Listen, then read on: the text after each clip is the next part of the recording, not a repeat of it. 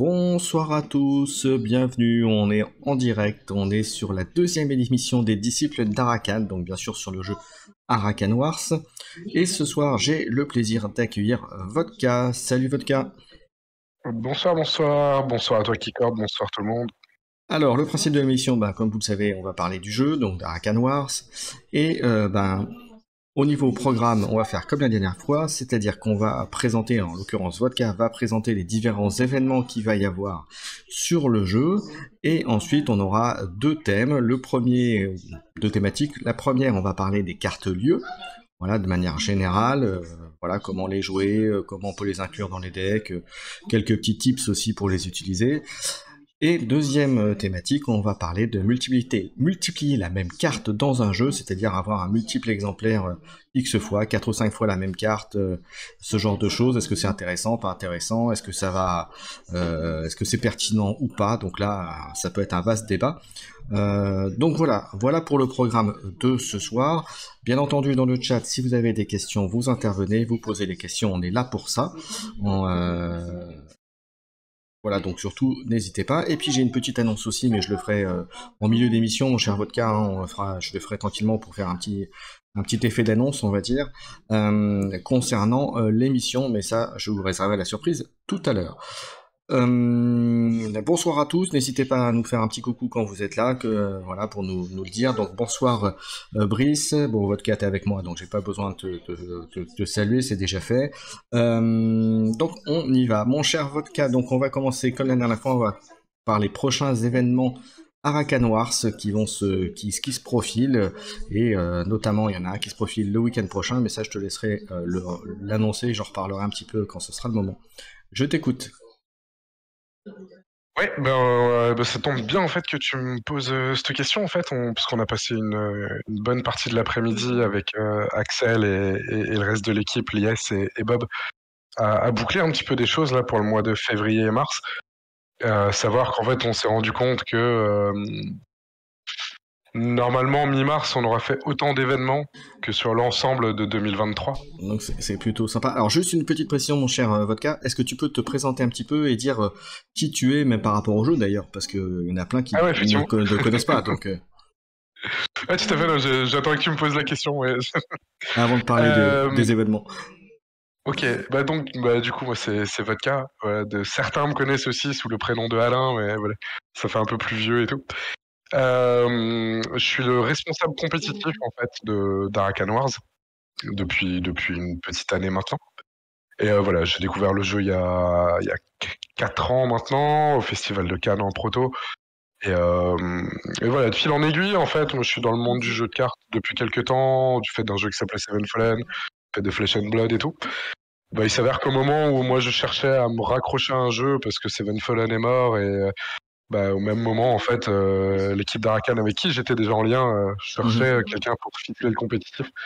Donc ça s'est plutôt bien ficelé dans ce sens-là, et maintenant on écume la France ensemble pour faire du tournoi et tout ça quoi. Ok. Très bien. Eh bien, parlons des événements. Alors du coup, maintenant que tu t'es présenté, comme il se doit. Yep. Et donc comme je disais, beaucoup d'événements déjà en ce début d'année.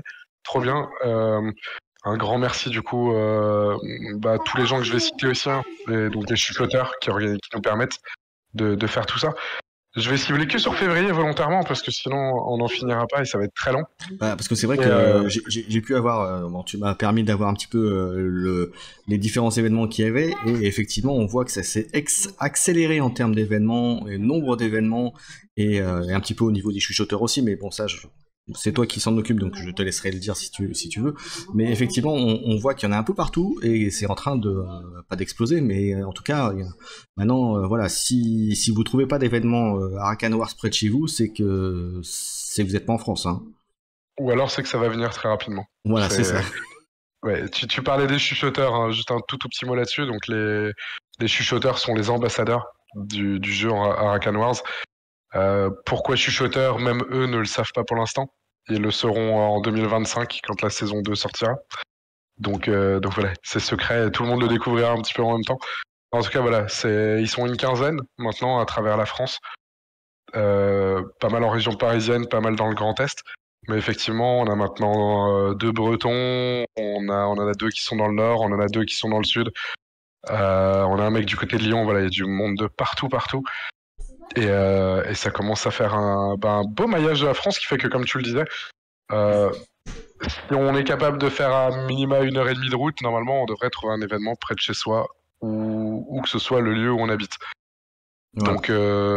Donc voilà. Je vais pas tout détailler comme dit, je vais vous citer vraiment 6 dates qui sont à venir en fait en février.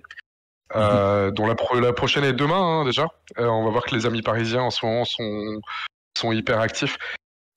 Puisque demain au Coesio, je suis pas sûr de le prononcer correctement, à Cergy, il y aura une initiation là-bas. Pourquoi pas peut-être voilà, mini tournoi selon comment ça se passe. Voilà, dans le 95 demain soir.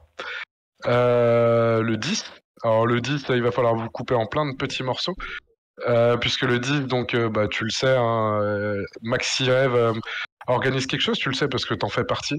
Et oui, exactement.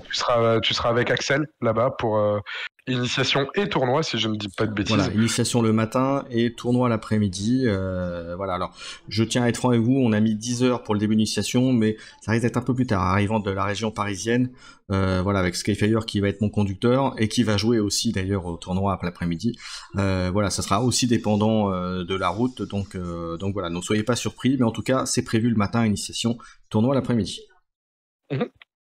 Et donc ce même jour, le 10 aussi, nous aurons au dernier rempart. Donc là, on est vraiment dans le sud, hein, on sera à Antibes. C'est l'ami Yann Xo qui organise ça. Voilà, ce sera une toute première dans le sud central. Et Chavrouz qui a déjà organisé des trucs plutôt dans le sud-ouest. Là, on sera vraiment sud-sud. Le même jour, encore une fois. Alors, je tiens quand même à dire que Chavrouz, c'est pas un terme technique, hein, c'est un des chuchoteurs. Donc voilà, si vous entendez les noms des fois qui vous sortent un peu par truc, ne vous inquiétez pas, c'est des gens, c'est des pseudos en fait. Voilà. Tout à fait. Et je ne suis pas un alcoolique. Hein, c'est vodka, c'est le nom de mon chat. Enfin voilà. On s'en fout en vrai. Et du coup, encore le 10, nous aurons chez les joueurs du fort dans le 57 à Basse-Ham l'ami Brice et l'ami Devilman. Je sais pas s'ils seront tous les deux. Mais voilà, en tout cas, il y aura une initiation là-bas. Donc le 10, voilà, allègrement, hein, la France est quadrillée. En tout cas, la France de l'Est, du centre à l'Est, c'est bien quadrillé. Une petite semaine plus tard, c'est Kalios, que beaucoup connaissent quand même maintenant, un gros joueur et chef des playtesters, qui sera à Philibert, à Strasbourg. Dans un premier temps en boutique et dans la soirée au Philibar, en fait, qui est le penchant barrageux en fait, de la boutique. Et enfin, pour finir février, le 22. Le 22, c'est une date qu'il faudra cocher. Merci à l'ami Jeff de l'organiser. Ça se passera à Ultra Jeu, à Oberkampf. Et du coup, en fait, ce sera la première date de ce qu'on pourrait appeler la LIF, la Ligue d'Île-de-France. Qui est, voilà, on a un deuxième championnat qui naît, ça y est. Le championnat Grand Est est déjà lancé, puisqu'il y a eu un premier tournoi. Parce qu'effectivement, l'année dernière, c'est pour ça que je dis que ça a beaucoup explosé en termes de lieux et de lieux où il y a des événements à Rakan, mais c'est vrai que l'année dernière, c'était assez concentré sur l'Est, on va dire, hein, l'Est de la France. Hein, donc, tu es concerné, mon cher Vodka, bien sûr, hein, puisque c'est dans ta zone. Mais maintenant, on peut voir que Paris s'y met, le Sud s'y met. Voilà, donc c'est vraiment, il y a des coins, il commence à y avoir des coins à une forte densité d'événements à Rakan, et donc ça, c'est plutôt positif, je pense. Oui, complètement. Ouais. C'est... Pour le tout petit mot quand même, hein, et le petit bisou aux amis parisiens et lyonnais qui ont beaucoup râlé autour de ça. Si c'est passé beaucoup de choses dans le Grand Est, c'est tout simplement parce qu'on était presque en année 0 en fait du jeu, mais qu'il fallait une zone test. Cette zone test, il s'avère que c'est le Grand Est parce que j'habite le Grand Est et qu'il fallait multiplier les événements, etc., etc. Donc voilà, j'en profite pour dire que je ne vous remercie pas d'avoir participé au Morgulis Days puisque c'est à cause de ça que je suis dans la boucle. Donc voilà, ça c'est dit. Et voilà. Et donc maintenant, effectivement, ça pop un petit peu partout. Alors une question là sur un tournoi à la Caverne du Gobelin de Nancy. Alors un tournoi à la Caverne du Gobelin directement, c'est pas prévu pour l'instant si je ne dis pas de bêtises. En tout cas, Brice pourra compléter. Ce qui est certain, par contre, c'est que cette année, Arakan fera la tournée des Gobelins. C'est-à-dire, je sais pas si tu es un peu au courant, la Caverne du Gobelin organise 3 gros événements dans l'année, à Metz, à Nancy et à Pont-à-Mousson, avec une remise de prix pour les meilleurs jeux de joueurs, machin, tout ça. Et voilà, Arakan sera présent sur les trois, puisque voilà, petite exclu aussi, on va postuler pour le titre du jeu le mieux illustré et pour le meilleur jeu de joueurs. Vous avez des chances de gagner, moi je vous le dis, vous avez des chances de gagner. Inch'Allah, on verra. Il y aurait dû, voilà, je sais pas, pardon, Renault a connu au jeu du Stan, voilà, on y sera de nouveau cette année au jeu du Stan avec sûrement un tournoi, tout ça. Il y aurait dû avoir une dernière date en février, ça me permet aussi de communiquer un tout petit peu dessus. Je suis désolé, donc la deuxième date de la Ligue Grand Est, de la LGE, aurait dû se passer dans une caverne du Gobelin, justement la dernière à avoir un popé. C'est mes cours, si je ne dis pas de bêtises. Voilà, cet événement sera annulé par faute de petit défaut d'organisation. Ils ont dû décentraliser une première fois l'événement et puis donc ça a capoté pour ce coup-ci, mais ce n'est que partie remise. Voilà un petit peu pour tout ce qui va se passer au mois de février. Donc vous voyez déjà, février, c'est bien rempli, il y a déjà pas mal de choses. Et puis alors, on le dit pas, mais au mois de mars, il y en a plein aussi qui arrivent. On en reparlera lors de l'épisode 3, donc la 3e émission. Voilà, on fera un petit point là-dessus avec le ou les compères qui seront présents dans l'émission. Voilà, encore une fois, si vous avez des questions, des choses à demander, n'hésitez pas, profitez que Vodka soit avec moi pour poser vos questions. Et puis bon, on va attaquer le premier sujet, mon cher Vodka, à savoir les cartes lieux. Alors, est-ce que tu peux, en quelques mots, dire ce qu'est une carte lieu pour que... Bon, après, je pense que ceux qui connaissent le jeu savent ce que c'est, mais reclarifier un petit peu la position de la carte lieu avant toute chose, et puis après, on va voir ce qu'on peut en dire. Alors, les cartes lieux, c'est un des trucs qu'on met presque le plus en avant quand on fait des initiations, parce que c'est une des grosses particularités d'Arakan. En plus d'être un jeu plateau où on se mélange tous, généralement les jeux d'affrontement de cartes font qu'on se détruit des cartes d'un côté et de l'autre.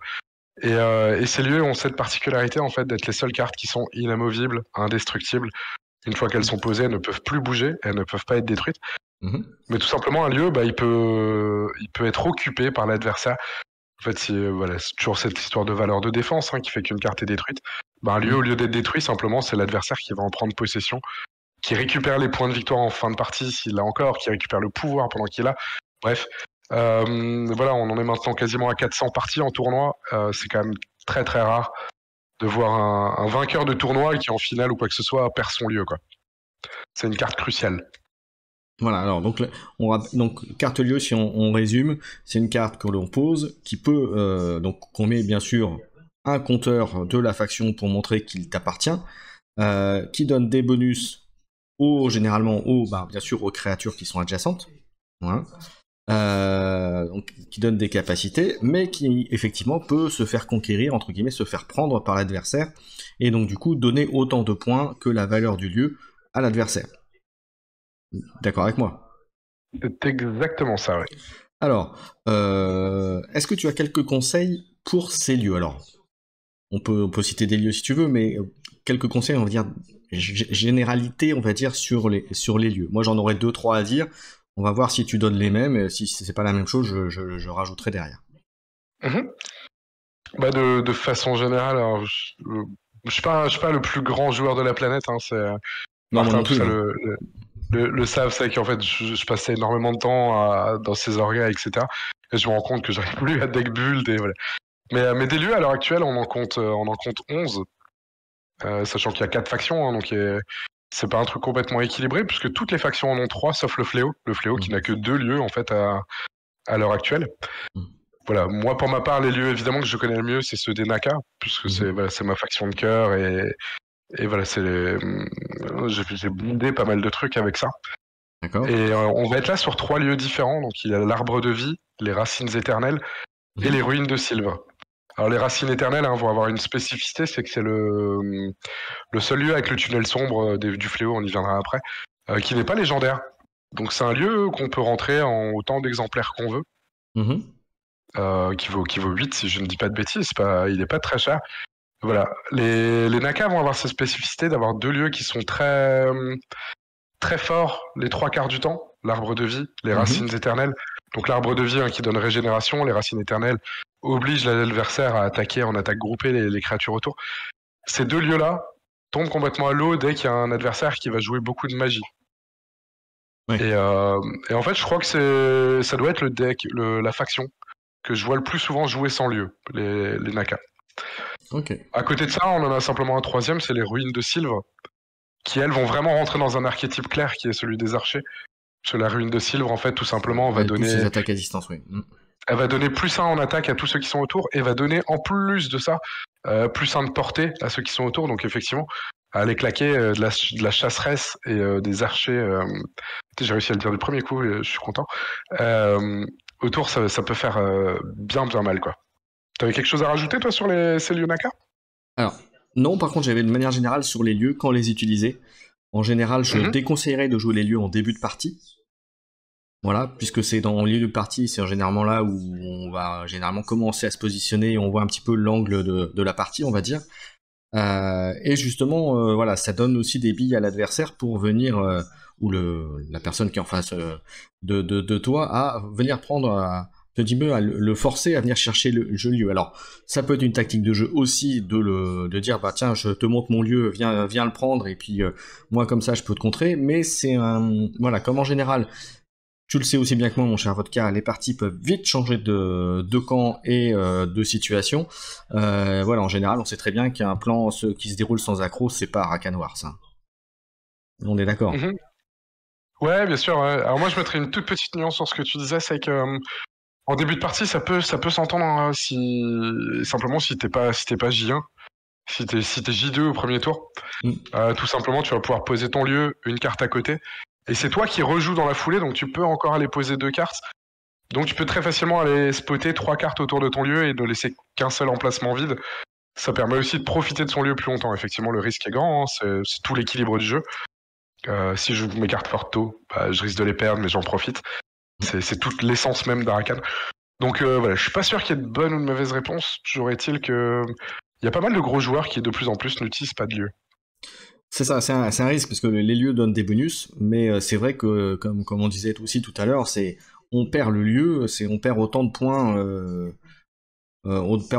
sur ce qu'on peut avoir à la fin de la partie, mais surtout ça augmente les points de l'adversaire et donc du coup c'est autant de différentiel que l'on perd en termes de points, hein, j'entends.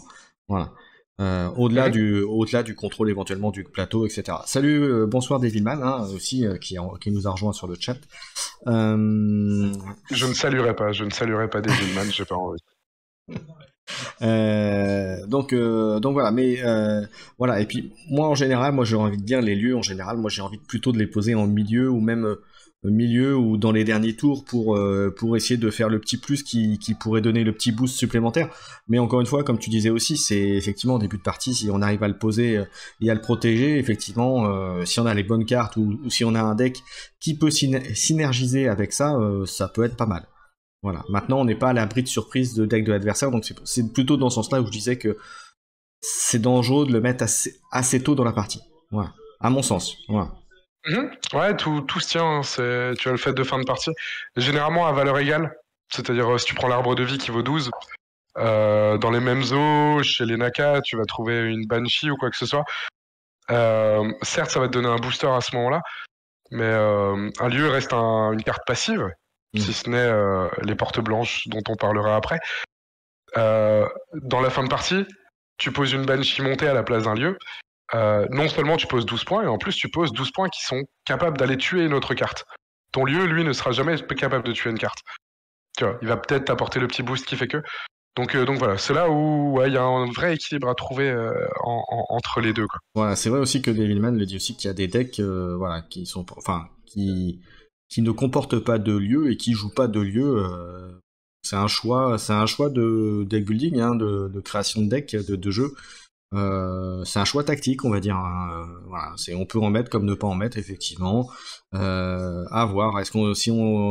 C'est vrai que, comme tu disais, le fléau ne possède que 2 lieux, entre guillemets.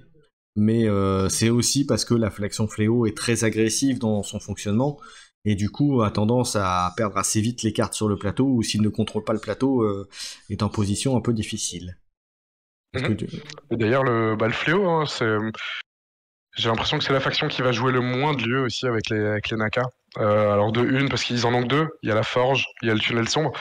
La forge est très forte, hein, plus d'attaque aux adjacents, voilà, c'est gros game breaker. Mais en fait, ils ont déjà cette difficulté en défense à la base, le fléau. Donc en fait, t'as encore plus de difficulté à défendre ton lieu. Et donc forcément, voilà, justement, cette notion de tiens, donner des points à l'adversaire est encore plus forte chez eux. Le tunnel sombre se voit de plus en plus quand même, parce que... C'est ce que j'allais dire. Parce que c'est un le moyen gros de défaut protéger du ses fléau, cartes.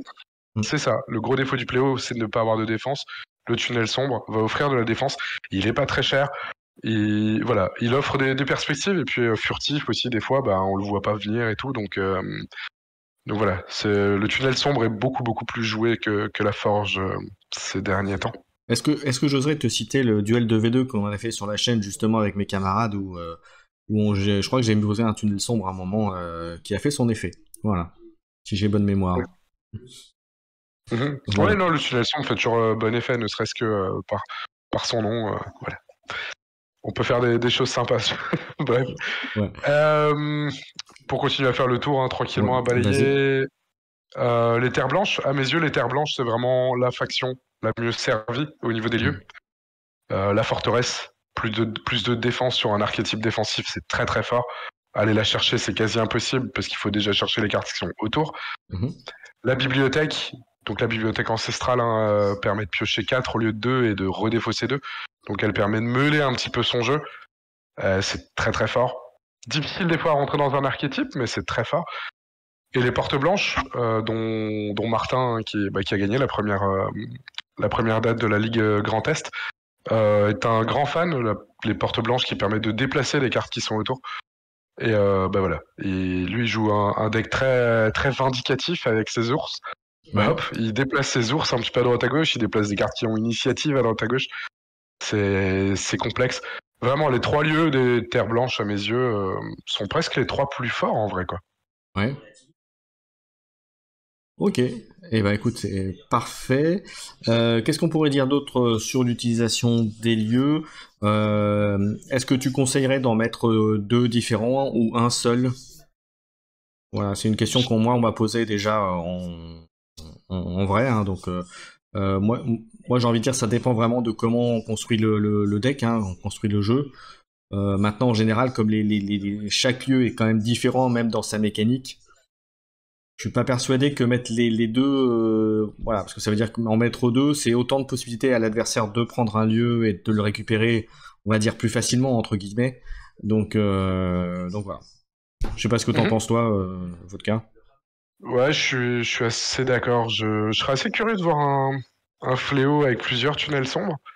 Et ce qui peut se voir de temps en temps, c'est du Naka. Du Naka arbre plus racine, ou du Naka arbre plus ruine, ou même racine plus ruine. C'est chez les Naka souvent c'est un peu paradoxal. C'est là où on verra beaucoup de decks sans lieu, mais c'est aussi là où on verra beaucoup de decks double lieu. Chez les bleus, chez les gris, j'ai même pas souvenir une seule fois d'avoir vu du double lieu, quoi. Ok. Parce qu'ils sont chers aussi, quoi. Bah c'est ça. Après, il faut pas oublier effectivement que les lieux, ça a quand même un coût important dans les 125 points du deck, hein, maximum. Donc voilà. Donc c'est aussi se dire que mettre un lieu, c'est aussi entre guillemets enlever éventuellement une grosse créature dans son jeu. Donc il faut vraiment rentabiliser le fait de mettre le lieu dans son jeu. Ouais, j'ai vu que tu répondais. Ouais, tu répondais. T'as tendance à jouer. Ouais, bien sûr. Ouais, Devilman qui n'écoute pas ce qu'on dit. Non, c'est parce qu'il est pas là ce soir, c'est pour ça il se venge. Du coup, le lieu que tu joues le plus souvent, toi? Bah là, en ce moment, je suis pas mal sur les Naka et effectivement, j'essaye de composer un deck à distance, mais c'est assez compliqué. Voilà. Donc il faut trouver la bonne combinaison. Donc c'est soit je passerai sur du furtif, mais c'est compliqué. Voilà. Surtout que mon adversaire habituel c'est de l'ordre gris, donc voilà, avec de la distance c'est compliqué. Voilà. Avec cette fichue règle qui oblige à mettre la carte de manière adjacente, c'est compliqué. Si tu vois ce que je veux dire. Moi, sans cette règle-là, le jeu n'aurait plus trop de sens. Mais... C'est ça. Voilà. Oui, donc en ce moment-là, je suis plus dans une période Naka, même si j'ai commencé avec les terres blanches, mais voilà, c'est donc il y a des chances que samedi, si jamais nous sommes en nombre impair, que je fasse le supplément, le suppléant pour être un nombre pair, et auquel cas j'aurai probablement un deck Naka. Voilà, qui sera pas forcément très efficace, mais j'aurai un deck Naka. Voilà. Voilà. Comme ça, vous êtes au courant. Tu nous diras ce que ça donnera. Voilà. Donc voilà, si vous avez des questions sur les lieux, c'est le moment dans le chat, et puis on va pas tarder à attaquer le deuxième sujet. Je pense qu'on en a beaucoup dit sur les lieux. Bon, après, on pourrait aller de manière un peu plus spécifique, un peu comme tu as fait sur les différentes factions, mais ça peut fera l'objet d'autres débats, d'autres sujets là-dessus. Ouais. À la limite, il y a juste l'ordre gris qu'on n'a pas évoqué. Ouais, vas-y, si tu veux les évoquer rapidement. Ouais, l'ordre gris a 3 cartes, hein, le maître d'Arakan. Alors qu'on voit très peu, peut-être déjà parce qu'il est dans une extension qui est un peu moins possédée par les joueurs, hein, c'est une carte traînée de cendre, qui permet de doubler les points en fait des cartes qui sont autour au bout. Ça rentre pas dans des archétypes et tout, bon, après la carte elle est foil donc elle est jolie, mais je l'ai jamais vu jouer en tournoi. Le monolithe à l'heure actuelle est encore peu utilisé. Je pense que ça peut être très fort, hein, si c'est joué correctement. Le fait de pouvoir doubler les points, si on met à côté d'un titan par exemple, ça fait tout de suite des points en plus, ça peut faire... voilà, si l'autre ne gère pas ça, c'est compliqué. Hein. Après les titans coûtent cher déjà, donc il faut le rentrer. On est d'accord, on est d'accord, mais tu vois ce que je veux dire, c'est voilà, une carte à haute valeur, hein. Voilà. On va avoir le monolithe fantôme, là, d'acier fantôme aussi, qui à l'heure actuelle est peu utilisé, qui va peut-être se renforcer par après. Voilà, pour rappel, alors si une carte qui a vol au mouvement se trouve à la côté à la fin du tour suivant, elle est détruite. Et il va immuniser ses copains au sort, si je ne dis pas de bêtises. Oui. Voilà, pour l'instant, c'est un archétype qui va se développer petit à petit, hein, et qui va être vraiment la némésis du rouge, avec quelque chose qui va être très très anti-sort. Et à côté de ça, le Fort Avalon, qui à mes yeux vaut un petit peu la forteresse, etc. Enfin, fait partie des meilleurs lieux. Parce qu'il est équilibré, il fait du +1 en défense, +1 d'attaque. Avec du tir autour, c'est très très fort. Les balistes, tout ça, se nourrissent très très bien du Fort Avalon. Donc c'est celui qu'on voit le plus. Ouais. Voilà, un petit aparté en ordre gris, effectivement, au jour d'aujourd'hui, tu me confirmeras si j'ai raison ou tort, mais il y a globalement 2 archétypes qui se détachent un peu de l'ordre gris, c'est-à-dire un archétype plus Légion 6 et un archétype un peu à distance avec les balistes, ce genre de choses. Il y en a un troisième, hein, qui se voit de plus en plus aussi, c'est le deck cavalier. Que Martin joue, que David Talk joue aussi. Des decks où il y aura 4 cavaliers dedans, voire peut-être même un 5e avec le cavalier. Aussi le cavalier de traînée de cendre, pardon, son nom là m'échappe. Mais ouais. Du coup, ça cavale un peu et on rame un peu, quoi. Voilà, à cause du mouvement qui va être très pénible et qui va pouvoir... qui va empêcher un petit peu les défenses adverses, donc oui, effectivement... Tout à fait. Et Devilman qui dit ordre gris, on parle de moi. Non, Devilman, on parle juste des bons joueurs, là, du coup. Voilà, ça c'est fait. Exactement, c'est de sa faute, il avait qu'à être là. Voilà. Les absents toujours tort, comme on dit. Et donc, t'es en train de dire que j'étais un second choix, en fait? Ah non, pas du tout. Non, pas du tout. Non, de toute façon, s'il avait pu être là, on aurait été 3. C'est ce que j'ai dit. C'est pour ça que je dis dans la prochaine émission, on sera peut-être 2, on sera peut-être 3 en fonction de ceux qui veulent venir.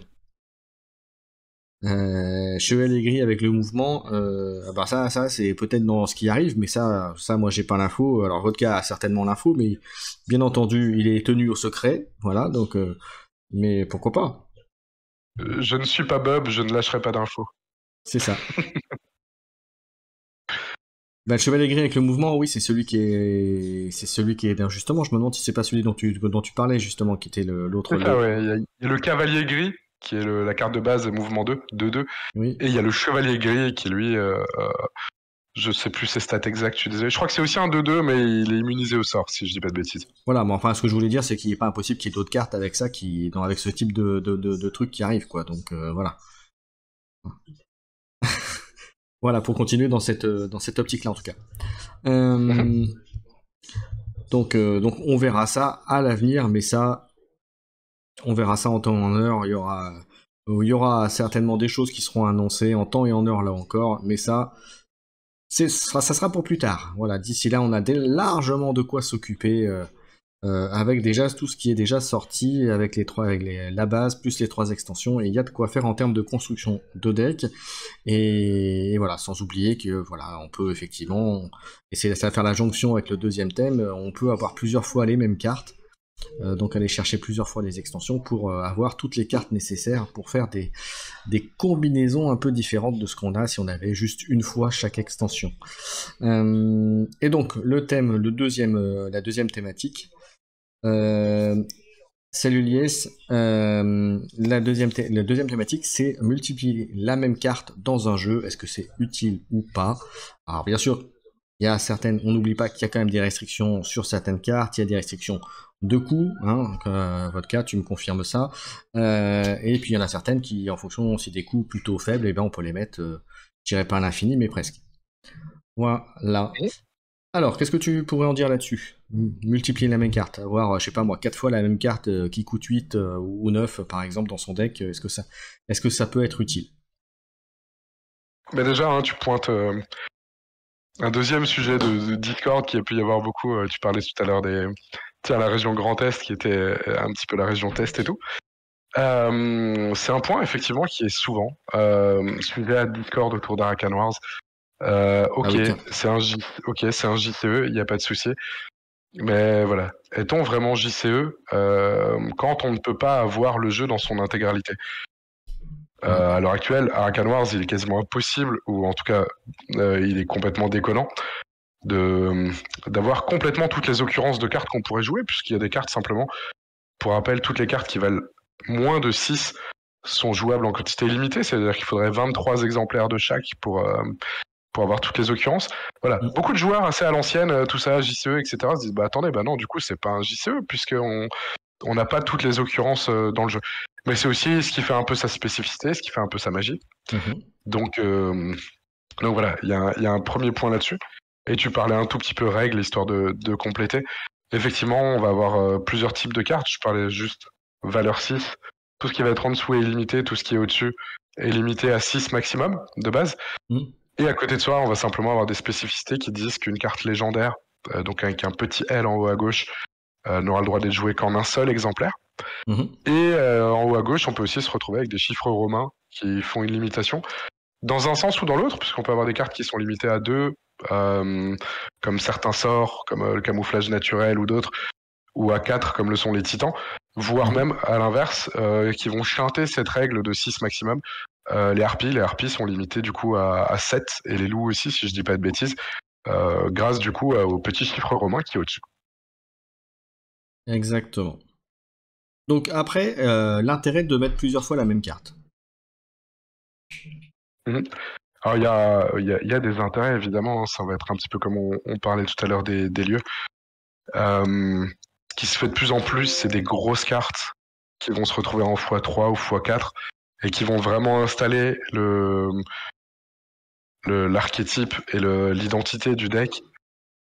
Chez les gris, on va retrouver du cavalier ou de la tourelle. Chez les verts, on va retrouver de l'hydre, en l'hydre instable, en x2, x3, comme le fait Talc. Stone avec ses mangeurs d'enfants à 3 ou 4, Martin avec ses ours vindicatifs à 3 ou 4.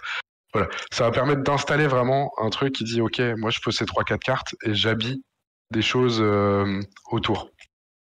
Et c'est des choses qui marchent plutôt bien, ces decks assez identitaires. Je sais pas ce que t'en penses toi. Assez typé, oui, effectivement. Ouais, en général, c'est là dans ces cas-là, je pense que la construction du deck, c'est on prend ces 3 cartes et puis on construit le jeu autour de ces 3 cartes pour essayer de maximiser leur effet ou leur apparition, on va dire, puisque si on les révèle et voilà, ils font leurs effets. Mais effectivement, c'est plus une logique de combinaison et de combo avec les cartes que l'on met en multiple pour que ce soit vraiment intéressant. Et puis il y a une chose qu'on n'a pas parlé, mais il y a des cartes qui forcent un petit peu cette multiplication, c'est les cartes nuées. Oui, tout à fait, on en a 3 à l'heure actuelle. Les gueux d'échange chez l'ordre gris, qu'on voit très très peu pour l'instant. Les loups chez les terres blanches qui effectivement méritent une vraie construction autour. Hein. Tanguy nous l'avait présenté lors de la présentation de la dernière extension. Voilà, les loups et les fées vont faire quelque chose de très fort ensemble. Et c'est un très bon exemple que tu me donnes là, merci. Et à côté de ça, les harpies, alors il y avait une grosse hype avant qu'elles sortent. Et maintenant qu'elles sont sorties, bah tiens, c'est un peu frileux, on n'ose pas trop y aller, c'est très qui tout double. Ouais, c'est ça, il y a des retours un peu mitigés hein, sur la carte. Hein.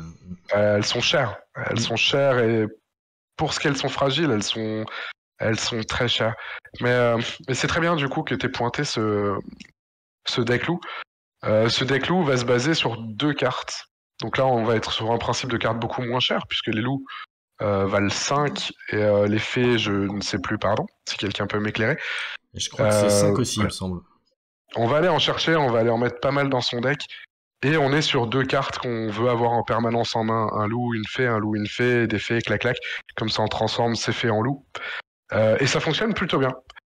Et à l'inverse, il y a des archétypes sur des cartes pas chères comme ça qui, à mes yeux, ne fonctionnent pas du tout pour l'instant, et c'est pour ça d'ailleurs qu'on les voit plus. C'est le cas chez les Naka. Les Naka, je pense beaucoup, ont cette grosse frustration de ne pas réussir à monter quelque chose de solide autour des danseurs. Parce que c'est des cartes pas chères, mais pour que ça fonctionne, il en faut au moins 4. Il faut 3 ou 4 porteurs, danseurs. Il faut 3 ou 4... alors il y a le danseur et il y a le sonneur. Il faut 3 ou 4 forces surnaturelles pour les booster. Il faut 3 ou 4 manifestations surnaturelles pour les déplacer. Et en fait... ça nécessite une présence importante sur le terrain qui est difficile à avoir. Et c'est surtout une présence en main, quoi. En main, d'avoir un petit peu de tout ça qui va se noyer. Si tu prends 4 fois chaque exemplaire de carte que je viens de citer, ça fait 16 cartes de ton deck. T'as plus rien d'autre. Et tu te retrouves finalement cloisonné dans un truc où t'as voulu créer une occurrence qui finalement te mange complètement et fait que bah, tu t'y perds, quoi. Bien sûr, Devilman.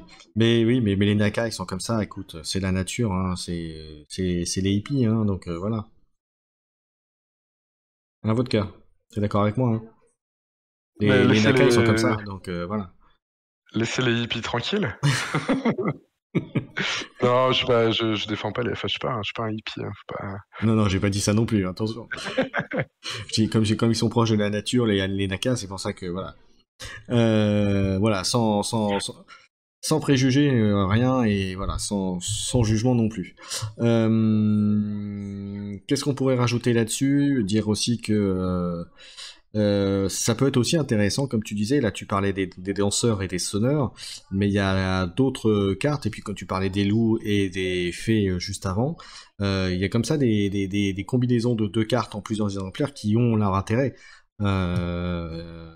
Donc là, ça peut être les cavaliers avec, par exemple, je sais pas moi, des positions de balistes, par exemple. Ça peut être et voilà, s'il n'y a pas assez de patates, là, voilà, on met un cavalier à côté de la unité qu'on veut éliminer avec la baliste, par exemple, ou ce genre de choses. Donc ça peut faire des bonnes doublettes, on va dire. Donc voilà. Et encore, je cite ça. Je suis pas persuadé que ça marche tout le temps, mais bon, c'est voilà. Donc il faut, je pense aussi se rendre. Donc il faut chercher et c'est se dire quelles sont les cartes qui vont pouvoir comment dirais-je, s'associer pour faire le meilleur effet lorsqu'on les joue, ou avec ce qui est déjà posé sur le terrain, bien sûr. Hein. Donc, ouais, il y a un dernier point important aussi, enfin un dernier peut-être pas. C'est les fameuses cartes un peu poubelles, comme on pourrait appeler. Alors, attention, quand je dis poubelle, c'est pas forcément des mauvaises cartes. Pour le tout petit rappel, simplement, hein, donc Arakan Wars, un deck de 23 cartes. Et finalement, sur ces 23, on va en jouer que 18. Tout à fait. Sauf cas exceptionnel chez les gris à l'heure actuelle qui sont capables d'en jouer 20. Mais on va jouer 18 cartes, ce qui fait qu'il va nous rester 5 cartes en main à la fin. Et il y a un réel intérêt finalement dans sa faction à aller chercher les cartes vraiment les moins chères. On s'en moque de ne pas les jouer. Les pingouins chez les bleus, les liesses bourrées chez les gris, etc. etc. Tout simplement pour garder ces points-là dans la main à la fin. Bon, c'est pas grave. Attention à ce que ça vienne pas trop tôt, évidemment, pourrir la main. Mais ça permet, évidemment, de mettre des grosses cartes à côté. Le point, à l'heure actuelle, la carte moyenne, on a le droit de mettre 125 points, on a le droit d'avoir 23 cartes. ça fait des cartes qui valent en moyenne 4, je sais plus combien, si on fait le calcul. Et donc, plus on va mettre de toutes petites cartes, évidemment, plus on va pouvoir se permettre de mettre de la grosse carte à côté. N'est-ce Alors, pas, la David valeur Mann, moyenne, avec pardon. avec tes soldats ivres au premier tour du V2, là, qui nous ont sorti ça, voilà, Tout à fait. pour mieux nous enfumer après derrière. Mais bon, ça, si je dis ça, je dis rien. Et ça peut faire de la feinte aussi. Effectivement, pardon, je disais une bêtise, donc c'est 5,4 le coût moyen d'une carte. Mhm. Donc toutes les cartes qu'on va mettre à 1 ou à 2 vont nous permettre de rentrer plus de points ailleurs. Après, ce qui est cool maintenant, c'est qu'il y a des très très bonnes poubelles. C'est Oui. du côté des bleus, l'éclair glaçant. Oui. Voilà, c'est magique d'avoir ça pour 2. C'est ça.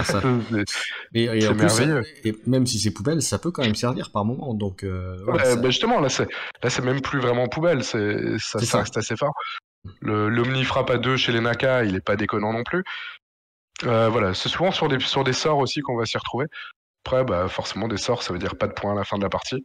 Donc, c'est des points sur lesquels on tire un trait. Mais... ça fera l'objet je pense, d'un sujet, justement, combien de cartes sort dans un deck. Mais ça, on en reviendra, on en reparlera. Peut-être la prochaine émission, d'ailleurs, on verra lorsque on choisira les sujets.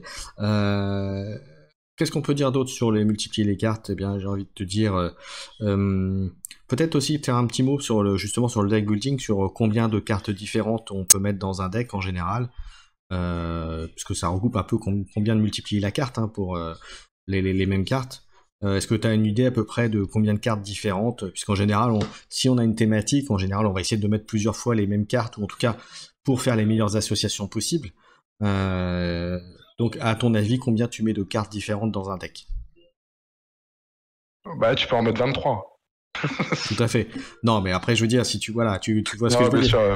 Voilà, c'est combien tu veux en mettre. Est-ce que tu en mets 4, 3 fois 2, et puis tu rajoutes après le complément? Est-ce que tu fais, comme tu disais tout à l'heure, mettre 3 gros tons, et puis tu mets des cartes poubelles pour finir le deck, voilà, en essayant de mettre le maximum de mêmes cartes ou de grosses cartes pour faire le jeu. Enfin, tu vois, l'idée c'est ça. Est-ce que tu as déjà une petite idée de combien de cartes différentes tu mets sur tu as sur les 23 cartes?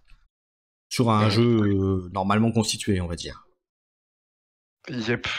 J'ai tendance à penser, et ça c'est uniquement mon avis personnel, que pour une carte en fait qu'on veut absolument avoir en main, c'est-à-dire au début ou au milieu ou à la fin, voilà.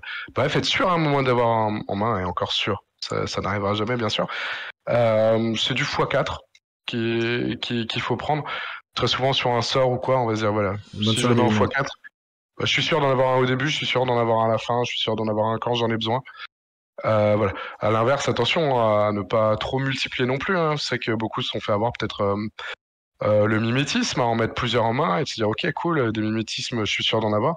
Et finalement de se rendre compte que c'est très situationnel. Et ok, t'en chopes un au milieu, t'en chopes un au début, t'en chopes un à la fin. Mais tu les as les 3 en main, finalement, tu les as pas joués et tu te retrouves un peu. Donc voilà, je pense que plus on va avoir tendance plus à multiplier des cartes qui sont versatiles et qui peuvent s'adapter un petit peu à toutes les situations. Quoi. Ouais, je suis d'accord avec toi. Qu'est-ce qu'on pourrait rajouter là-dessous? Il y a encore plein de choses à dire. Si vous avez des questions dans le chat, c'est le moment. On arrive tranquillement un petit peu vers la fin de cette émission. Donc c'était déjà bien. On rappelle, on a fait le rappel justement des futurs événements au mois de février. On a parlé des cartes lieux, on a parlé du thème multiplier la même carte dans l'optique de multiplication des cartes dans un jeu. Donc on a abordé pas mal de choses. Donc c'est très bien. Qu'est-ce qu'on pourrait Sur quoi on pourrait finir, mon cher Vodka? Ah oui, sur la petite annonce, j'avais dit que je ferais une petite annonce, c'est vrai. Donc je vais la faire à la fin, tant pis, j'avais dit que je le ferais au milieu, je la fais à la fin. C'est pour vous dire qu'à partir de la prochaine émission, vous aurez quelques cartes Arakan Wars à gagner, donc je vous expliquerai ça la prochaine fois.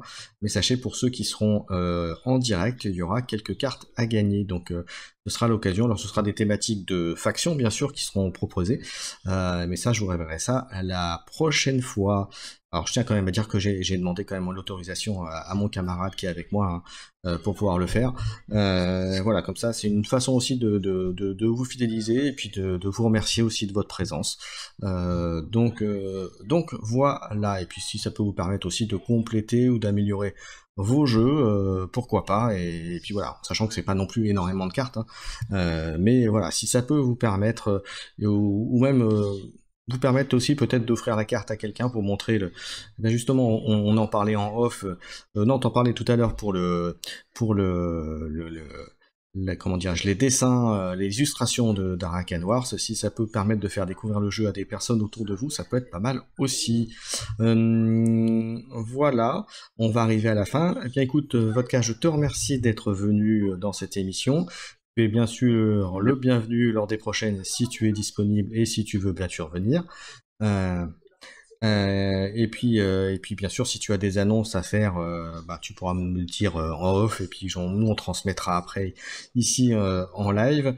Ce que je peux vous annoncer aussi qu'il est prévu de faire, alors c'est pas encore, on n'a pas prévu de date réelle, mais c'est prévu de refaire du 2v2. Donc je crois qu'on avait dit qu'on ferait de l'ordre gris versus Naka, je crois, hein, il me semble, demander le Villeman est parti, mais je crois, ou Brice, je sais plus ce qu'on avait dit, mais qu'on referait l'exercice pour montrer les autres factions, puisque ça c'était quand même assez enrichissant, et puis pour être franc avec vous, on s'est bien éclaté à faire la partie, et puis je crois des quelques retours qu'on a eu que ça vous a bien plu, donc on va refaire ça.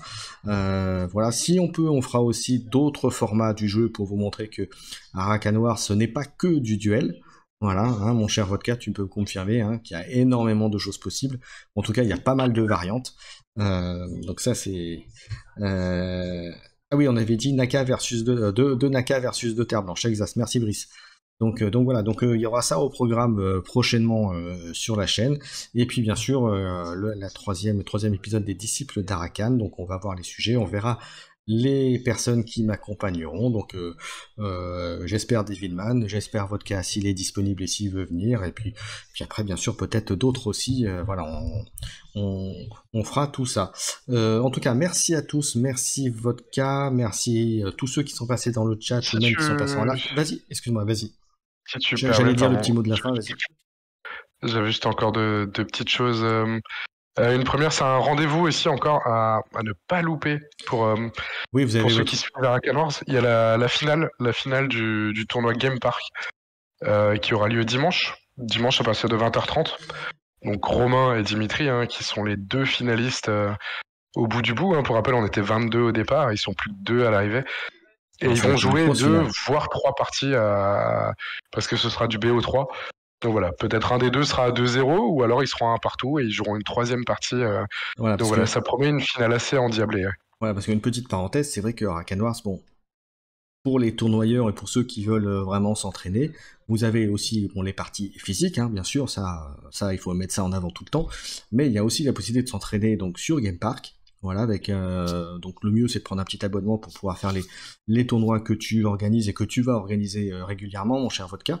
Et vous avez aussi la possibilité de le faire sur TTS, sur Tabletop Simulator, hein, comme nous on a fait les 2v2 dernièrement. Donc vous voyez, il y a vraiment la possibilité de tester de différentes façons et de se perfectionner, on va dire, sur le jeu assez facilement. En tout cas, merci Vodka pour les tournois Game Park, parce que c'est vrai que c'est toi qui l'organise et qui fait tout ça. Voilà, et puis tu avais combien de joueurs au départ, tu m'avais dit? On était 22 au départ. Donc ce qui est pas mal, donc on espère qu'il y en a plus la prochaine fois, bien sûr. Tout à fait. Sachez, bon, voilà, pour le tout petit teasing, hein, le prochain devrait se démarrer courant mars. Simplement, exceptionnellement, le prochain se fera sur TTS, tout simplement parce que voilà, on veut maintenant pousser la chose vers un tournoi en deck building, et du coup, Game Park ne sera pas encore prêt à ce moment-là. Donc voilà, on fera, c'est en cours, mais c'est pas fini. une petite infidélité, on fera un petit tournoi TTS, et après, donc on pourra basculer définitivement sur du Game Park avec du deck build. Normalement, il devrait y avoir 3 voire 4 tournois dématérialisés dans l'année, quoi. Eh ben, c'est cool, c'est une super nouvelle, et puis c'est une nouvelle annonce en fait, hein, mon cher avocat que tu viens de nous faire, donc c'est bien. Voilà, bah écoutez, ça va conclure l'émission. Je remercie tout le monde, je remercie Vodka à nouveau. On se donne rendez-vous très prochainement pour du Arakan Wars avec le 2v2. La prochaine émission Disciple d'Arakan, donc le mois prochain. On verra bien sûr qui sera présent. Et je rappelle, en ce qui me concerne, que je vous attends samedi à Maxi Rêve pour l'initiation le matin et le tournoi l'après-midi. Mais même si vous êtes un tournoyeur, rien ne vous empêche de venir le matin pour m'aider ou pour montrer ce que c'est le jeu aux personnes qui seront présentes. Donc vraiment, n'hésitez pas, ça sera bienvenu. Et puis en plus, à Maxi Rêve, si vous le savez, les personnes qui composent Maxi Rêve sont très, très accueillantes et très commerçantes. Donc vraiment, n'hésitez pas à venir. Voilà, je vous invite à venir. Et puis en plus, au-delà de ça, la salle et la boutique est très très bien, très bien foutue. Donc vraiment, encore une fois, venez, c'est avec grand plaisir que je vous accueillerai, ainsi que Mathieu qui est le gérant de Maxi Rêve. Et puis il y aura aussi Xaël l'archiviste qui sera présent pour ceux qui connaissent un petit peu le Discord. Voilà. Je crois que j'ai tout dit, mon cher Vodka. Est-ce que tu veux mettre un petit dernier mot, comme j'ai dit, le petit mot de la fin pour conclure? Bah, merci à tous de suivre ce qui se passe à droite à gauche et les belles initiatives comme celle-ci. Et merci à toi, Kikor, du coup, pour cette d'émission qui fait doucement son chemin. Bah, merci. Puis après, moi, je dirais merci à vous d'avoir fait un jeu aussi bon que ça. Voilà. Voilà, on en redemande. Voilà. Voilà, et puis on vous souhaite. Et puis, qu'est-ce qu'on peut dire aussi? On souhaite bonne chance pour les trucs du gobelin, là, pour tout ça. Hein. Voilà. Ouais, tout à fait, tout à fait. Ouais. La première échéance sera normalement en mars du côté de Metz, où donc il y aura les premiers jeux et puis les premiers votes, etc. Voilà, etc. On aura certainement l'occasion d'en reparler dans l'émission, donc voilà. Merci à tous. Sur la chaîne, vendredi, c'est la biblio des séries, on va parler des séries. Et la semaine prochaine, j'ai pas encore complètement fini le programme, donc je vais pas vous en dire pour pas vous dire de bêtises. Voilà, je vous souhaite à tous une bonne soirée.